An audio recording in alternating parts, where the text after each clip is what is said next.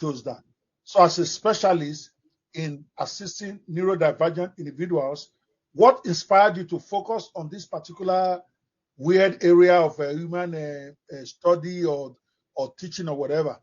Did you have ADHD? Did you have some? Oh yeah. I'm dyslexic and ADHD. I got diagnosed. I'm 49 years old and I got diagnosed with ADHD this year. Man, Wow. I wish I would have known sooner. I wouldn't have made many mistakes and I wouldn't have lost so much money. Yeah, I think I need to be diagnosed also. I'm suspecting I have ADHD. I'm suspecting because it's they don't. possible. How do you test for this? No, I'm not kidding.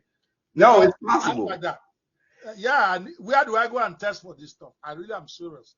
My wife is not, If but I need stuff. you have to go online and look for ADHD and dyslexic testing sites, and you should be able to get a whole bunch of numbers on Google, and then just start calling them and finding out what the test is. They range anywhere from $200 to $750, depending on what test Okay. you No, I'm gonna do. I don't think I'm dyslexic because I read a lot of novels. Isn't that something to do with not being able to read well? Me, I love reading, so I can't Well, have. dyslexia is not just reading. No. See, That's a misconception of dyslexia.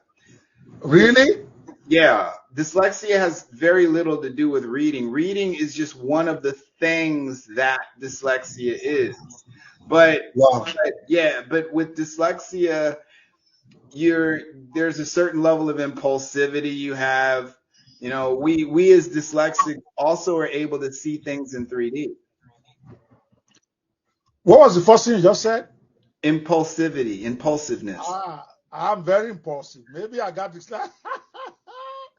If You know. there's anything my wife hates about me, she loves me to pieces. Okay.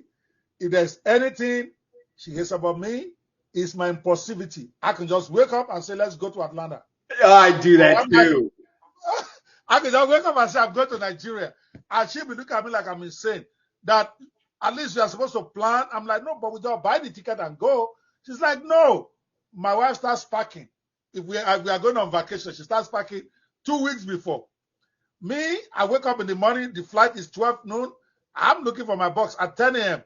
and she's going crazy. So Man, very I literally I will I there are times where I've wanted to travel and I have just gone with the clothes on my back and bought clothes when I got there. wow. Yeah, Yeah. I'm like that. So I thought this lesson is just about not being able to read well. That's another ignorance. Oh See, a lot of no. us don't know. Interesting. Wow. It's like I really must. superheroes. It's like superheroes. Like Superman can do a lot of things, but you put him in front of different colors of kryptonite and he becomes a different type of person. Ah. It's the Well, same thing. I'm very impulsive and I don't stay on stuff too long. In fact, finally, I figured out that myself. I'm weird like that to the point where at some point, some spiritual people, my pastors and they felt I needed deliverance because I don't do anything for more than a year or two. I don't care how successful it is. I don't care how much money it's making. By the end of year one, I'm getting bored already. I may struggle to do it for the second year. After that, I got to go or I'm going to destroy it myself because I'm going to start tinkering. I'm going to start removing stuff, even though they're working. So finally, a few years ago, and this is just a few years, maybe 10 years ago, 8 years ago, I finally figured it out. When I look at my life, that okay, everything I try to do, I have amazing success the first 6 months to 1 year. And the second year, I just walk away. Or if I didn't walk away, I'll just mess the whole thing up. So I have one ironclad rule now that I started about maybe 6, 7 years ago. That every business I start, I'm going to start it with the understanding that 1 year I'm going to give it 100% of my time. Second year, maybe I will give it 90%. Third year, zero. So I'm already telling them that this is like when I started the first all internet church. I'm talking about full church online. Nobody's ever done that before, where you do evangelism online, you do discipleship online, you do fellowship online, you do everything a church does online. You want to do Holy Communion, you want to do naming ceremony, you want to do baptism. We do everything online. It was really exciting. I was we had thousands and thousands of people. But from the first month, I was telling my ministers. In fact, I interviewed one of the my pastor, who's now a bishop, by the way, in my church. Then was one of the pastors. He was in charge of the ministry, the worship department of the church. I used to tell them every Monday when we have a meeting that I'm only going to do this for 1 year. It don't matter if we have 1 million members. I'm going. But they don't believe me. So 1 year came, even though I said like 20 times, maybe 100 times, almost every time I'm preaching, I'm telling them, guys, be ready. In 1 year, I'm done. And I have to hand over to one of you. And when I'm done, I'm dancing like that. I don't look back. It's not like I'm done. I'm still staying in the church. That I will be gone. I won't even be in the church at all. They are thinking I'm crazy. So 1 year came. And I'm looking at them and saying, okay, are you guys ready? They don't appear to be ready. I'm telling them, I'm trying to test them from month 9 so that I preach maybe once a month, put 2 or 3 of them to be preaching, doing the stuff. But when I'm not there, they're still thinking. By the 14th month, I just called one of them. I just prayed for him. I'm like, now you are the pastor. I'm gone. I'm out of here. And I think I've been back there 3 times in the last 1.5 years since I handed over. Some didn't like me for it. Some despised me for it. They are like, I abandoned them. I'm like, no, you didn't come to Jesus for me. You came to Jesus for yourself. If I'm not there, you should still be following Jesus. Now, which one is my own? I'm still trying to make heaven like you. I'm working hard to do my own thing. So it may be a sign of ADHD or dyslexia, whatever you guys call it. I never tested, but I realized I work for me.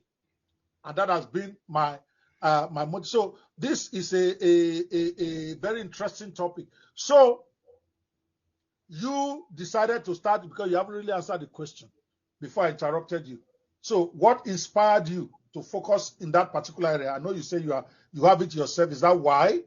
To help others who are struggling like you? No, that's not why. That's not why. I did it because people take advantage of people who don't know.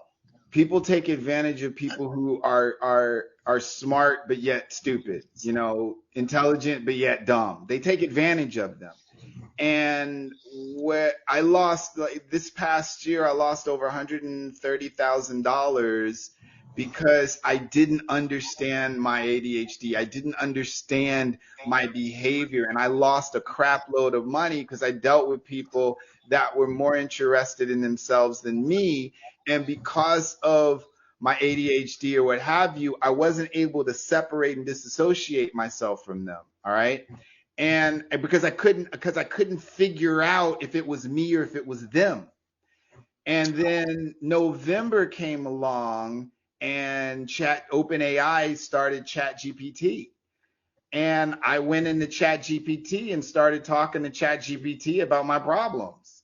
And ChatGPT diagnosed me and said, you might have ADHD or something like that. And I was like, whoa, I never even thought about that. So I went and got tested, and I did. And I was like, holy crap.